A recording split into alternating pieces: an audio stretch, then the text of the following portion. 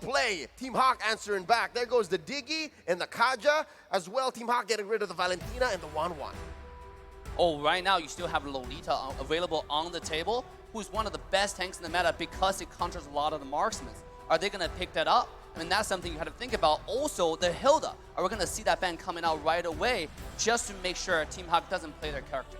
Well, you know, yeah, I agree. The Hilda has been just a monstrous pick, especially for the Malaysian teams. They just love their Hildas, right? And their Hildas, well, they love it for a very good reason. It's been super successful. 100% win rate for both the Malaysian teams. But honestly, looking at it, it's a bit too situational to go for the bans early on here, especially in the first game, where both teams are still trying to read each other out. So we are just going to see another meta ban, a prio ban, with the glue getting taken out of play by Echo.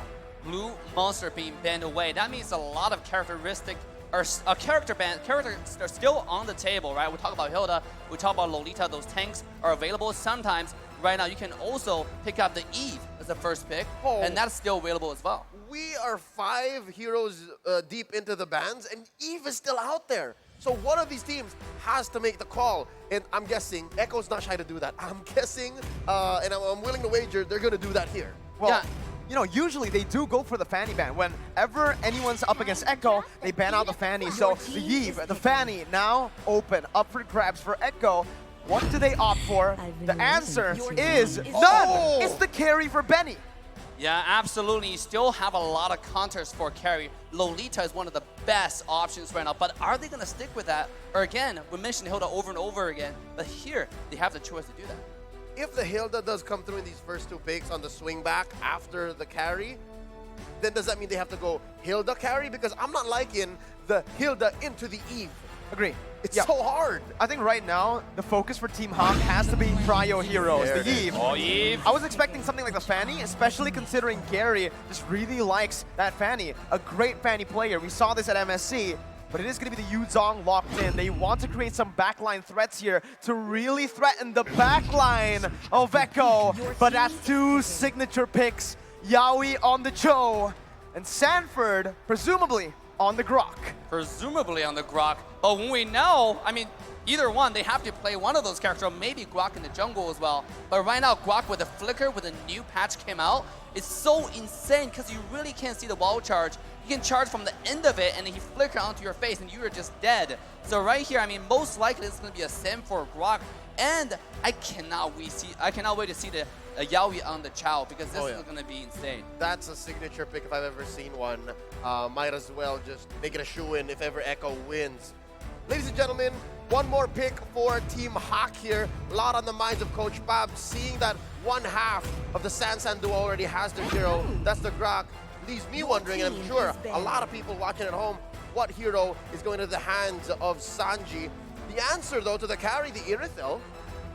For me, honestly, looking at the compositions right now, Team Hawk don't really have a choice, right, for the gold lane. Because firstly, well, carry's been picked up, Wanwan's been banned away. Usually those are the 2 picks that you want to go for, but considering the amount of engages here, Team Hawk, Panda can't really go for that immobile carry in the back line. They can't go for your standard, just Beatrix. You need someone with mobility, and Irithel brings that to the table. Hasn't been too successful in this meta, but up against this composition, it's what works. It's what is viable, right? A good matchup too up against carry will ensure that at least the Irithel can lane properly, farm up to that item power spike. And Irithel is actually lane bully. The skill 1-2 damage is really, really good.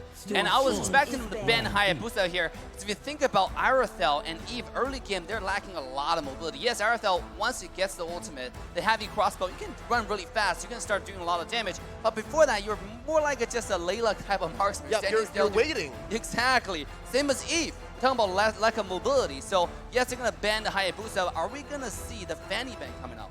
Oh, yeah, it's odd in high-level MLBB play, especially when we're talking about the past 6 to 9 months, to see a Fanny out there in the open. And now that we're taking out junglers, given that Team Hawk nor Echo have a clear answer, there, speak of the devil, banning out the Fanny. Too risky to actually leave it open, right? They do have the first pick, but it just shows you that Team Hawk have another pick up their sleeves, yeah, right? I mean, you don't want to Fanny into a Grok or a Cho. Exactly. There's a wall, there's a lockdown ability too for the Fanny, but it's just a good setup for Echo too. Right now, Martis being banned away. Gary, first pick in the second phase for Team Hawk. Right now, I mean, Team Hawk, they miss ball control. I mean, look at their comp right now. Iris now, yes, you have slow, but you don't have hardcore CC. So you're missing those key engages. Are we gonna see the Lolita coming out to initiate those fights so we can have follow-up damage? Yep, there's nothing on demand. There's nothing that can confirm, like with very little clapback, because right now, it's only really that Yu Zhong, right? Petrified, Without the ult, Yeah. without the combo, you're waiting on cooldowns. Dyroth. It looks like they're holding it back. This is a signature pick for Gary, and the swing back from Echo, it's very fast. They go ahead, get that Farsa. They're fighting on range for range here. Now you can really understand why they went for the Ling Band, the Martis Band too. Just two heroes that can really threaten the back line. That's very present here for Echo. And the final pick, it is going to be the Grok into the jungle. Lapu picked up for Sanford in the XP lane. Final pick for Team Hawk up against this composition. They need dive. They need someone to be able to help the Yu Zhong, or perhaps someone to just help the back line. You need to choose between the two. What do you think? I gotta give that to Miracle, because all this character are flex picks, and that's why those teams who can flex picks are gonna be really strong in the meta right now. They know if Grok put on the side and go against a Dyroth, for example, it might be really dangerous, or going against Jung might be really dangerous. So they decided to put in jungle and put a stronger laner on the side. We don't know. There was a time in MPLPH for like 3 or 4 months that Cho went into the jungle. That's not out of the question. True. Oh, you're right. But knowing Yaoi, I mean, right? knowing Yaoi, right? Knowing Yaoi, the Cho's probably going to be on him, and here it is. The Hilda. You called it. It's the Hilda. The Malaysian Hilda. It's so scary, dude. I mean, again, 100% win rate. Todak used this, destroyed Kyrie. Then Team Hawk used it, destroyed the Valley. Absolutely. I mean, but you gotta understand, Hilda is gonna be really strong in the jungle in the early game. But if it gets to the late game, Carry is gonna melt Hilda in like a matter of 2 seconds, right? So can you actually open up the game with Hilda, with Dyroth? Because their early game is looking insane right now. Yeah, so given the snowball, if it does work out for Echo, the whole Malaysian offense might need some reworking, some recalibration to work out for a late game comeback. Ladies and gentlemen, we're about to head into game 1 in this upper bracket bout. The first game in a best of 5. Kanahira Yebombe and Echo loud and proud for all the fans here in Sinai. And here we go, game 1 between Echo and Team Hawk. Right off the bat, you can see Hilda is already finding her way into the opposition jungle. Here it comes, but we're gonna have a red star, seems like. Yep. It's a mirrored start, and you called it, it's Grok in the jungle. Yep. The Grok in the jungle, it's, again, just something that's really flexible, right? That's the only thing I have to say. We haven't seen much of this right now. Min actually still jumping into the enemy jungle onto Carl TZ. Min's gonna be stunned up as Sanji jumps in with a rotation. That's gonna be the wall popped in, and Min's gonna be caught low. Has a sprint, Sanji the flicker, finds first blood. And there you have it. That's the loud and proud from Echo. They weren't not expecting a quick response. Team Hawk, Echo seems to have found a solution. Yeah, but a lot of times what Team Hawk does with Hilda is they will die a few times in the early game just to grant vision. Sometimes they just don't care about this early game death. They know, okay, I'm going to sacrifice myself, but the vision is more important. You can see Hilda, despite the death, is now making her way onto the bottom side to find more aggression already. But the question is, was it 400, 300 gold in the first minute worth it, right? Yes, absolutely. I mean, oh, here we go. There's a lot being placed in with a wild charge, and even that Jeet Kune Do. Yaoi picks it up in the end, and it's still just 2-0. Great start for Echo. Dave, I said, was it worth 300, 400? Now is it worth 1,000? Outside, another pickup for Team Hawk. Now they have really opened up the map on the top lane. 12 seconds before the turtle. Panda is going to be dove on that final hit, and he fades away. Benny picking up a whole lot of turret gold too, and it's 1,000 on the board already for Echo. Yeah, I mean, yes, you have 1,000 gold lead, and Turtle is coming up, and look at both side jungler though. Bottom lane. Min able to dish out so much damage, but Benny still is able to survive. Meanwhile, on the top lane, Yaoi finds the Jeet Kune Do flicker, brings the jungler back to Sanji for him to pick up, and it's turtle number 1 secured by Echo. Dave, are you seeing this? It's about 2K ahead in 2 minutes. Yeah, I know, it's absolutely insane. This is aggression on aggression right here. Hilda is already, again, looking for a vision here. But sometimes if you actually die too much in the early game, it might not turn to your favor in this case, right? Min, even though like he's in the enemy side, he's finding this vision, and Karatese knows this, but it doesn't seem like it's getting too much done besides just dying over and over again. He's a distraction. Here And we right go. now, he's Three trying to buy people. as much time as possible. As Yaoi jumps in with the G Kundo, bringing him back with that Way the Dragon. Min's gonna fall for the third time in this game, and it's still just Echo controlling the pace of the game. Despite that Way of the Dragon being slightly off angle, there was enough damage between the 3 members of Echo to punish Min. Yeah, absolutely. I mean, Hilda right now going in, this is something, even though he's dying though, I gotta give them benefit because we saw the game that Team Valley went against, right? Even though Hilda was dying, but he was distracting so many people. And the other lanes are farming because Hildas know exactly where your opponents are. So this might be something they're doing right here as well. Well, there's still maybe a couple more turtles for them to hedge on that. Yeah. But right now, Echo seems to still be on top of the just to-do list for Team Hawk, right? You kill the Hilda, and then you move on and convert. It doesn't really bother the laners of Echo. Doesn't at all, right? They're even just grouping up here as Oh. in the top lane here, the XP lane. It's 1v1, Lola versus Sanford. Lola using that Petrify earlier to regain some HP, as in the bottom lane, the gold lane, it does seem like both Man and Panda has been taken low by a dive attempt by Echo. Yeah, but it just trade off on skills. But you can see Echo does have the control on the map despite the Hilda. I mean, they really thought about how to counter this guy. Even though the early game, I thought they wouldn't have the damage to kill someone as beefy, as tanky as Hilda, but I was proven wrong. And now the second turtle is spawning. You can see Echo is already in position to contest this objective yet again. It's just full control right Yeah. now for Echo. 2.4k gold lead, a lot of gold being placed into one of the core members. We said it, Sanji on the Farsa, 2-0 and 1. You got wave clear, you got poke, and on the Farsa, you have the wings by wings. That's additional rotation speed across the map. Team Hawk don't really have an answer to that right now. Well, there was a small response from them. Can Gary get out? He's okay. I think this is the response from Team Hawk, is just try to pressure Benny. Send dudes down into that gold lane. Yeah, I mean, look at Yaoi here on the bottom side getting vision from the Hilda. It just, let's take a look at item right now as well as emblems. It's like both sides are picking about a similar, you know, for marksmen. They just want to have a safe laning phase. Yeah, what worries me is the difference between the different junglers, right? It's a clear tank utility jungler on all Grok. right. But wait, Yaoi, An uncharacteristic miss from Yaoi as he gets punished. Min picks up a kill. Honestly, in that conversion, Min, I think that's the worst player to have a kill on, especially considering he's just been a distraction for Team Hawk. Yeah, absolutely. I mean, once you get a kill, you reset the gold count. If you die again, that's another 200 gold to the enemy pocket. Especially you lose the key winning condition, which is the vision factor. yeah, but at this point, I think THQ, Hack, is just happy to have a kill, right? Punish the lover boy, and they go from there. Just as you say it, they get another in the gold lane, actually ambushing Karatese and finally getting a grip back on the game. You know, I gotta give some credit to Team Hack's entire draft strategy or philosophy. The Dairoth is one of the best characters, fighters to kill tank. You know, now you're thinking about it, yes, they're lacking quad control, but because it's so easy for them to kill tanks, just with a little bit of slow that they have, they're able to do it. And then we can expect for this to get a little better as they get items and they build up confidence and they figure out what exactly Echo is trying to do as they push this bottom lane turret. Oh, what a mirror move. Top lane too. Echo gets that. Trade, right? XP for gold, and Lola had to just give up that XP lane. Knowing he was playing the weak side of the map, he would much rather just come to the mid lane, rotate over, and help the other members. But right now, it does seem like Yaoi wants to look for just additional mid control with Sanji, as that is actually going to be Yaoi once again poked down by Min.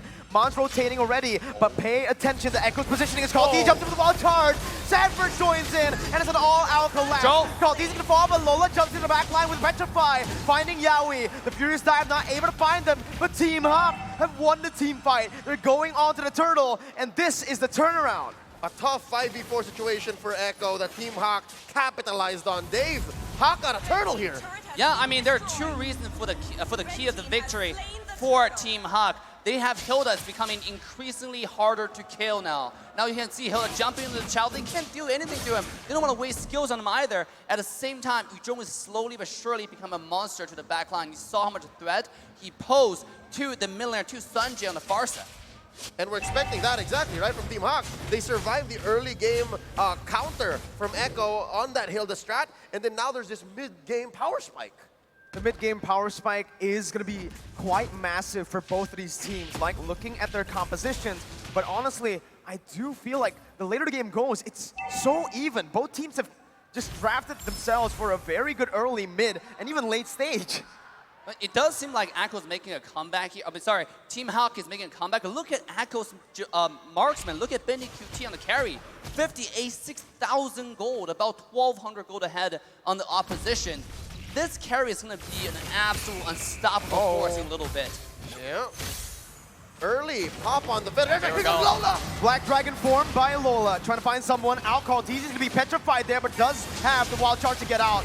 Now Team Hawk once again jumping in. Yaoi going to be able to find the way to the Dragon, but it's going to be brought back to the team. Panda with an amazing position right now, but it's going to be Benny QT free hitting as well.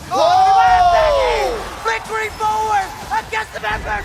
Benny QT still able to find some damage before getting shut down by Min. Sanford now running back. It's a 3-for-2. A flicker forward by Benny. Holy moly. When the airstrike comes in, Panda still able to fall. Actually, for the damage, it's enough. Now it's gonna be 1v3. Min gets shut down, and Sanji picks up a double. A delayed wipeout off the back of the Storm's aggression. Benny Cutie has entered the building. Yes, Benny QT with the flank on the marksman. We talk about Echo's character playstyle is to split push, is to flank, and they do it on every single position, including the marksman. That's insane. Yep, you're expecting the split push or that angle from Benny Cutie from Echo in the late game, and we were just talking about that mid-game spike, and again, this is the evolution of the Storm. But Benny has arrived, man, very low. Sanji's gonna be caught, shut down by Gary. This is it. It's gonna be the flicker actually by Caldeezy. Lola jumps in the back line. Benny with no flicker. Lola versus the world right now. He's still able to dish out the damage, taking a kill back, and even surviving with one. Caldeezy gonna be gunned down now with Panda chasing him. It's a 4-for-0 for Team Hawk. The goal's been equalized, but Echo found the Lord. The Malaysians have caught the Filipino team slacking, and yeah, they got the Lord, but they just had one dude left. 4 for none. Team Hawk on the swing back. Yes, Echo used everything they got to burst down the Lord, and the Malaysian team find the opening. They just find one target at a time, starting from the mid laner. This is a very, very united team. 5 men moving together. You can see just sweep through the opposition on the map, one after one. This is so good to watch. Oh my goodness. Oh, Echo didn't even get to capitalize on the Lord. Yep. Yeah, it fought what, maybe 5 to 10 seconds? But Echo now have to reconsider. Yeah, we get here we go. On to Min. He's gonna be Carry. bursted down, melted, taken out of the game. Now you see him, now you don't. Looking at it, Man still wants to be able to clear this wave, defending the tier 1 in the mid lane. Let's talk about how Team Hawk fought with a 5,000 gold deficit and won. It's sometimes not about a gold deficit, it's about number advantage, right? They started off with 5-on-1 to take down Sanji in the mid lane, and then they move on to the Lord and start taking over the fight. So because the one fight alone, they even up the total gold and now actually on top, the one I'm actually worried about is still going to be Benny QT on the late game. This guy's getting so much farm, and if you can't kill Carry next time, it might be Carry turning around and wipe out the entire side of Team Hawk. All right, good news, bad news. Benny Cutie is a brewing storm. He showed us a little bit of what he can dish out later on, but bad news is there's an answer. Lola will constantly be looking for him. So I guess it's more of a matter of deterrence. Like, can I find you? And are you going to have the confidence to find that angle again, knowing that I'm here? And I think right there, especially in the fight that Benny flickered forward, it was great for them because it was a curveball, right? As a Yuzong, as you know, if you're Lola, you would expect, I want to dive to the back line. For Min too. If Benny flickers forward, they're like, wait, he's not here. He's not here. What happened? No, it's home. It's actually the opposite. It's like a reverse psychology, should I say? They do the things that you least expect. Here comes Min, finding the vision. He does not care. Walking through every bush safely. But here comes Gary. Oh, Yaoi! Finds the Kundo, but only to Min right now. That's gonna be the wild charge, knocking 3 up. But that's the real world inflation doing damage. Man now still gonna be able to sprint out as Gary jumps in. Sanford gonna be able to find the kills. Lola still able to actually back off. Caldeezy and Benny right now looking for some more, but it's just the roamer traded in for the mid laner. Echo with a favorable trade. Wow, what a trade right here. And this is what we're talking about. Lola trying to find the flank again onto carry, but Benny QD is getting tankier and tankier as we go. If you cannot one-shot this marksman, she will turn it around and everyone will perish. Yep, and again, icing on the cake, Benny Cutie did not need to use his flicker to win that engagement. That's so good for yeah, Echo. And it's gonna convert into this Lord. I just don't know if it's for free. I'm not sure if Team Hawk is even considering going for a contest, but the way the map looks, it looks like, yeah, Echo is going to score a Luminous Lord. Ooh. That's going to be really tough for Team Hawk. Even while they had the gold lead just for a bit, they weren't able to convert on objectives. Now, they're finally able to find a turret tier 1 up top, trading it for the Lord. But with this composition, Echo just has a bit more to say when it comes down to sieges. Yeah, absolutely. You have Farsight with a lot of pressure with the ultimate. Lord is going to go down from the top side. That means the mid 2 towers are not going to stand for any longer. Yep, given that the first Lord, yeah, Echo just flubbed that. THQ, they defended so well. Now, the minions have become enhanced even more, so they can leave lanes and start going. Oh, Sanji popping an early feathered airstrike. Yeah, we're looking for an angle. Can he get it? All right, main artery penetrated. Echo making moves on the map. Tier 1 taken down to mid lane as they focus once again to rotate across the map. Min already positioned. Sanford spots him, but Min still wants to just act as a distraction, buying as much time as possible. Meanwhile, though, you do see in the mid lane and even in the bottom lane, the tier 2 was taken down. Team Hawk still able to micromanage really well, taking the Lord down and defending pretty well. Yeah, they only lost, I think, like 2 towers, one on the bottom side, one in the mid. I mean, Echo, even though they sync the wave really, really well, but Team Hawk surprisingly able to pull off this defense. I think largely it's thanks to Eve and Arathel. They're doing all right here. So again, it's another swing back. Echo at the lead once more. A very, very small lead, mind you, but the map is looking blue all throughout. I think that's what happens when you get these major objectives and your opponents are forced to rotate together. See how closely Team Hawk is. Oh, and you can see, honestly, just the way Man's playing, right? He's trying to bait out Yaoi's Jikundo flicker because he does have that Purify, right? Man, notice his positioning. Always somewhat just in the middle or in front, actually. Yep, and I think what that bought for Panda is a lot of gold. Yeah, look at Panda's gold right now. The thing that the worries me increasingly for Team Hawk is Arathel, when it gets to late game, yes, does a lot of damage, but that's only for squishy characters. And if you look at Echo, how tanky their front line is. Oh, Karteezy getting poked out. He's so low.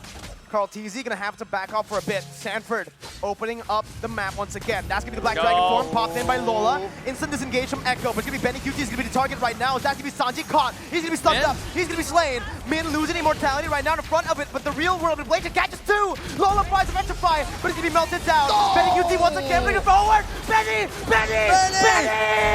with the triple kill. Still somehow saving the game. Team Hawk, they got that in the pocket. Mon still with Gary, more resources to play with. 3 for 3, what a tough trade. Dave, what happened? Yeah, I would think the most important Team Hawk's victory there is Min's survival. He survived, is able to do the magic damage needed to kill Carry, because that's probably the only character right now that can do that amount of damage.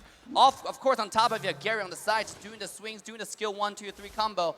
So I think that's the only reason that Benny Kuti got taken down. If this character stays alive, that could be Echo complete sweep and could have been again, actually. Yep, in the long run, it seemed like Echo was out of the woods. It seemed like they baited out almost every possible ult that THQ could put on the map, but so far, it looked like THQ were hiding some aces, hiding some kings, and now look, Yaoi.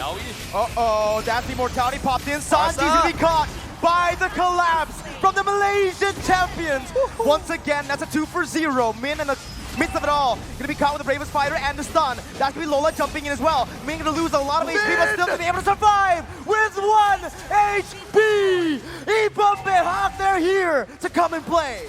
Oh, check the base. Benny Cutie had to go home and defend. Karteezy just whacking away at these minions one at a time. It looks like the split push kings are the one who's gonna get split pushed themselves.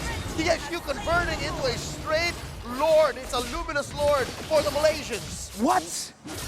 What a play from Team Hawk. And I gotta say, I see a different level of Team Hawk right here. They're so disciplined. They go on 1 target at a time. Despite the fact that Main was zoning the entire backline of Team Echo, he quickly made a comeback to reunite with Lola to win that team fight and eventually survive with Sliver of Health. I'd say maybe in the 5 or 6 major team fights in this 17-minute game, Team HAQ have been so good on the recovery.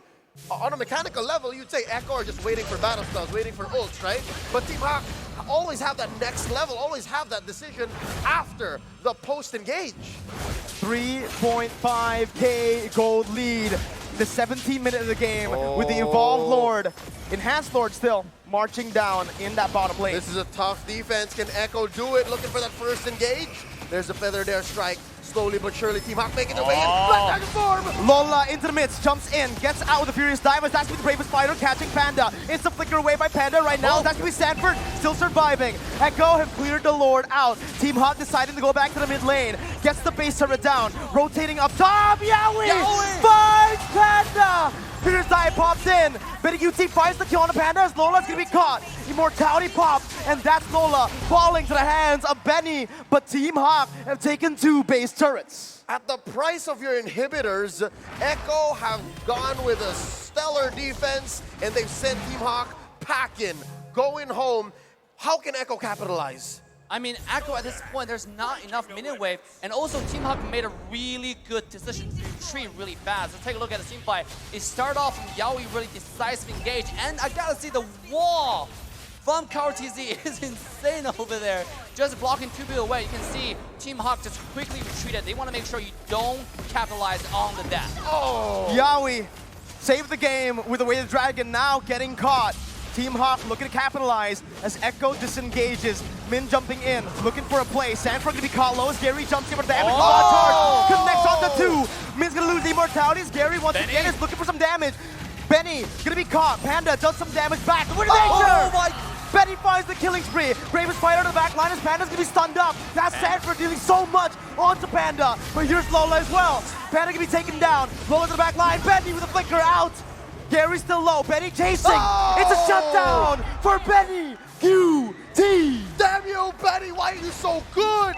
11-3-3. Gonna go ahead and help Sanji clear out, but that could have been so much worse for Echo. Team HAQ getting real scrappy. They know they're ahead, but Echo still know the right decision at the right time. The map is against them, but so far it's not over. Here's an Evolved Lord. Dave, what's this Lord looking like? Chances for either team to get it? I mean, it seems like it's going to be 80-20 for the favor of Echo right now. They have 4 up compared to only 2.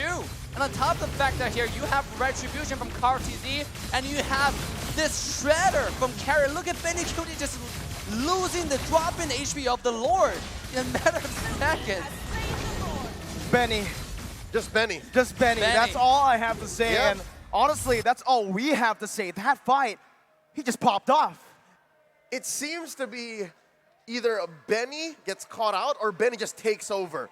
It's one or the other. And so far, he's slowly understanding more the decision process for Lola. It looks like he knows more and more better when Lola's going to try to find him. Exactly, and Lola used the dragon form to come looking for him, and that's when, after the dragon's done, that's when Carrie showed up again into the team fight, rejoining the team fight, and actually shredded everybody on the map. They're really fighting this fight well, slowly but surely and steadily. Honestly, looking at how they're going to be pushing now. Team HAQ with the Evolved Lord, right? It's Echo pushing in with a 4,000 gold lead. It doesn't really mean much in the later stage of the game because everybody has gone to a point where it's all full items. How do Team HAQ defend this?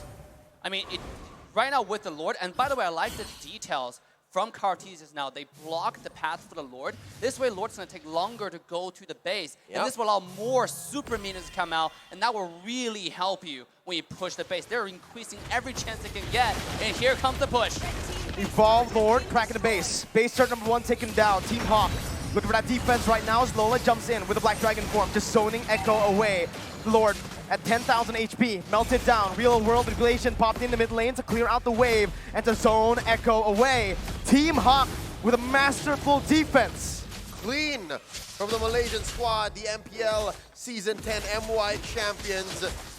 There's a lot of ult spent, though, to get that done. Yaoi looking for one. Here we go. Yaoi gonna flicker forward. Winner truncheon by Gary to bait it out. Sanford now helping his teammate, but Yaoi's gonna be taken low. Still alive.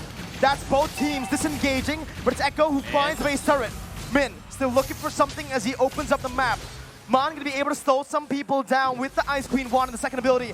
Min still again jumping in. Benny gonna be able to dash away from the wall. Team Hawk still chasing, but they will not be able to find it. It's a flicker baited out. Sanji, no flicker. Lola with the Black Dragon form comes in. With a truncheon baited out. Sanford gonna be caught in the midst of it all. It's actually Sanji losing the immortality.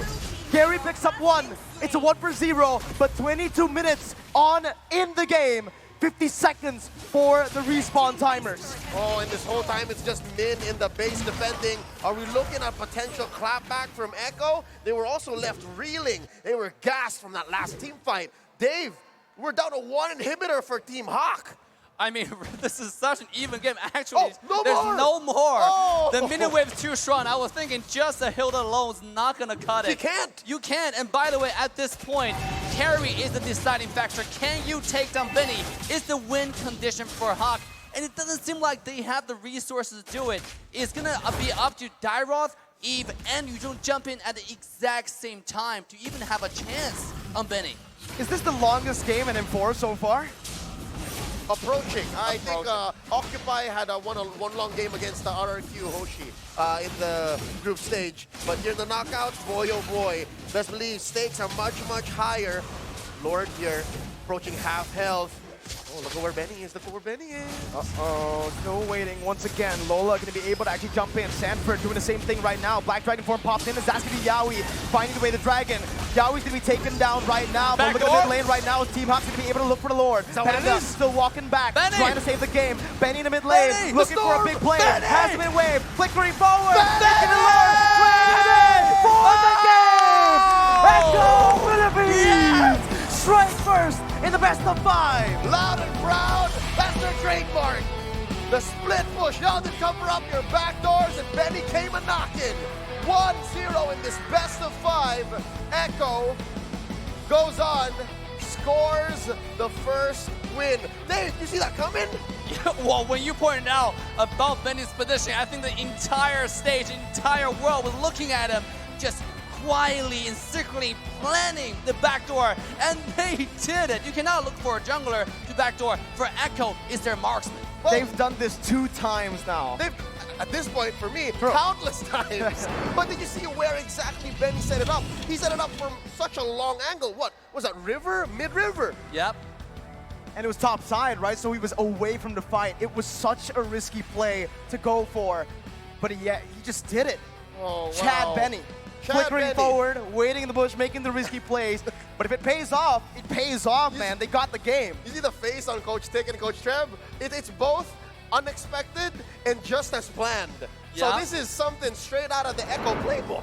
I mean, absolutely saw the time with the engage, right? Just when Benny was about to split push. That's when the entire team collapsed on Team Hawk to distract them and making sure that Benny has the chance, has the time necessary, the extra 2 seconds to take the win. Yeah, and this is exactly where the aforementioned Echo mic check is going to matter, because there's got to be some complex way that was set up, right? But for now, we would like to remind everyone of the M4 Battle Night. It goes live this January 21st. Expect loads of events and rewards up for grabs in game. First off, complete battle tasks in the game on January 21st to get a skin choice chest. You can choose a skin you like the most from the chest. I would choose a hero that you made. Now, aside from that, the battle bonus awaits you on the same day. Play matches and you'll get team star protection for 3 matches, double star raising points, double protection points, double EXP, and double BP for 5 matches. We are not stopping there. Wow. Free access to all heroes and loads of epic skins will be available that very day. Save the date. Log into the game on January 21st. Enjoy the match and win tons of rewards. Let's all celebrate the M4 World Championships together, including all of your friends. Tell them the M4 Battle Night happening January 21st. It's been an awesome time, lads. Let's throw it over to our analysts and see what they think. Guys, what's going on?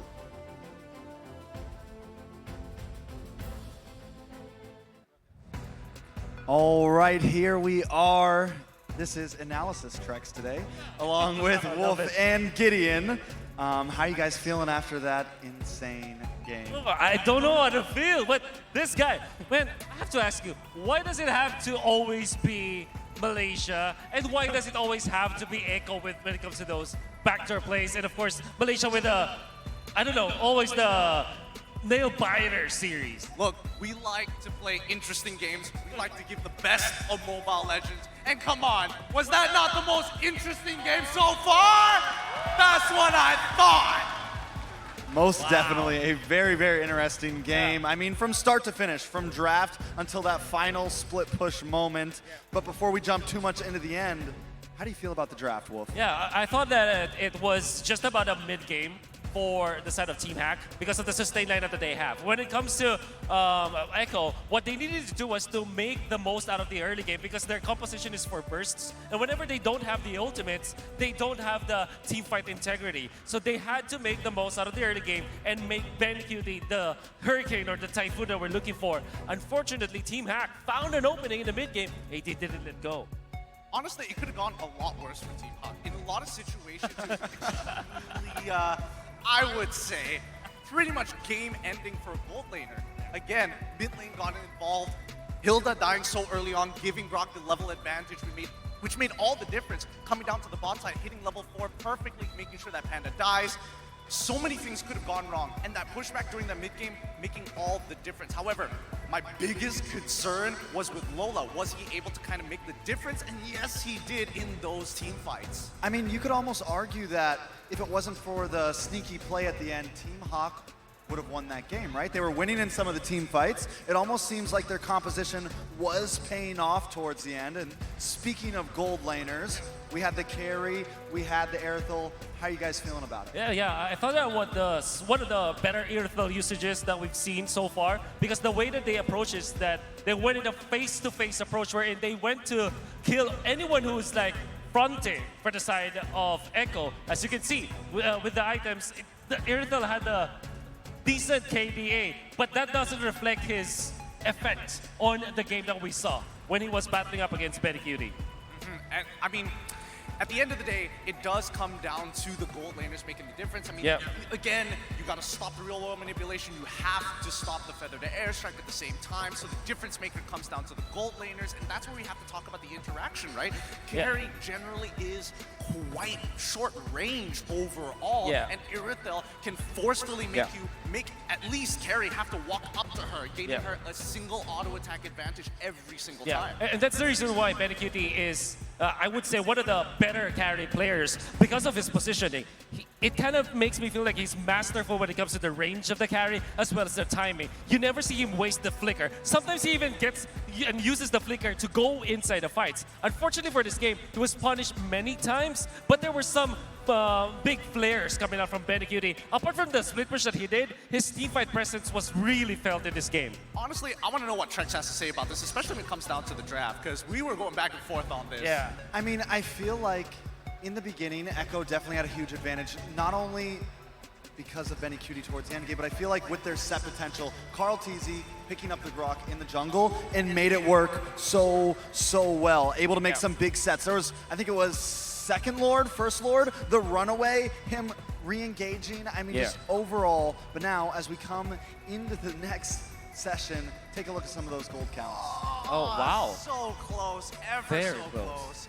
A 20-20 game as well, 24 minutes overall, and even the damage charts just looking absolutely so similar between both the teams. And this is the time where we don't talk about the cores anymore. Even Sanji, as a position 4 or mid lane, really pulled up his weight this time, right? He was also the target of Team Hack in the fights that Team Hack was able to win. You gotta have to hand it to Lola. He eventually found Sanji like twice in the late game, but in the early to the mid stages, you can see that the main centerpiece of the damage output of Echo was definitely coming out from the Farsa. Surely we can see like Yaoi performing well with Cho eventually finding the right jumps, but when it comes to like sustainable damage, Sanji is your guy in this game. Let's not forget about like the micro adjustments, right? Early game, let's focus on gold. Mid game, let's focus on the mages, and then eventually it's like, oh, we gotta start diving for BenQ overall, right, Trex?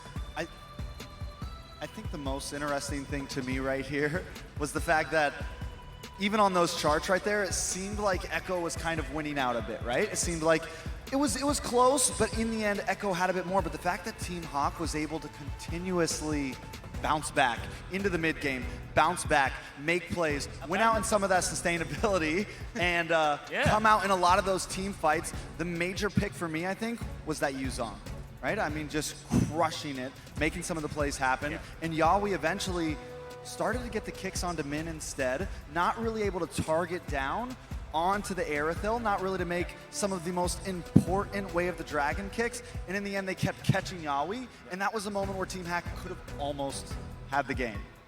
Yeah, that's why I felt it was a badminton or a ping pong match, right? Where they're going back and forth. This was a rally, a team that eventually like punishes the opponents and gets a good jump, and then eventually Yawi will be punished, and then Lola's Yuzong will find an opening, and it was a wonderful match to watch. But BeniCutie, my God, I guess apart from the last play that he did, there was significant amount of damage coming up from BeniCutie and some flashy plays. Like the one where he used the flicker. He eventually died after a triple kill, but taking down 3 people before dying, I think that's also impressive from BeniCutie. I don't like the way you looked at me when you said that very last play. I mean, we all know what happened at the end there. There's no denying it. Well played to Echo. They really found those openings. But come on, another backdoor. Come on. I definitely don't think we can count Team Hack out though, right? I mean, it's one game, and the fact that I think a lot of viewers probably believed this was going to be a possible wash, and now we're seeing Team Hack like I said, could have been their game. Sadly, it was not,